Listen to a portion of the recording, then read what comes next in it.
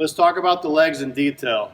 In my stance, my knees are bent slightly. We talked about that already in our stance, but I just want to reiterate that. I'm not squatting. I am not locked up. Here's a common thing that I do see. I see hitters sometimes with their knees bent, but they're already sitting on this back leg too much.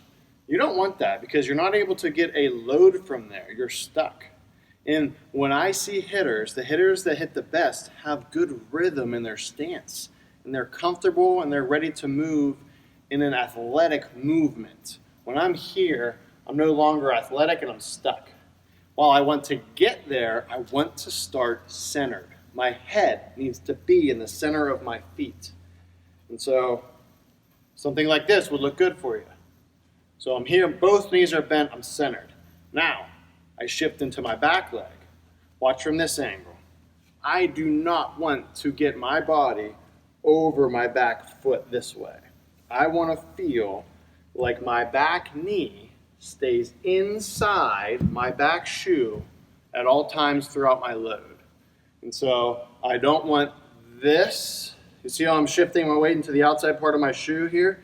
I do not want that. I want to feel pressure on the inside part of my back foot as I load. That is very important. You want pressure on this part of your shoe in your load. And so when that happens, you can kind of see here, I'm putting pressure on this part of my shoe. You can see how the back knee stays inside my back foot as I load and put pressure into it. I talked about that front shoulder. When this stays down, it makes everything easier to stay centered. When this comes up, see now how my knee gets over my back foot and I'm starting to go this way too much? So I get weight shift into my back leg. That's what we want to feel with our knee and our back foot. Now the front foot lands. When I land, the front knee will be slightly bent. But when I turn, this front leg should straighten out. And so I'm going to break down both legs in this video. The front leg will straighten out. And so throughout my swing, and especially at extension here, which we'll talk about again later, my front leg is at an angle this way.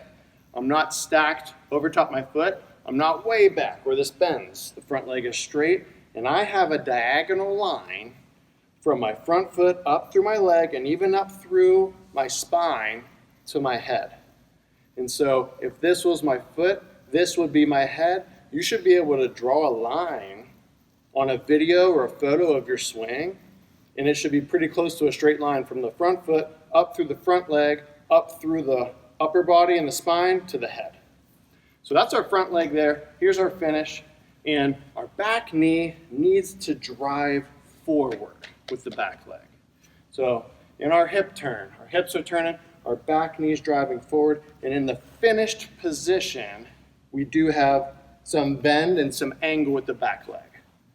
And so to recap, the finished position here should look like this with my lower half, front leg straight, front foot down, we talked about that already, back leg in this position, back knee driving to the pitcher.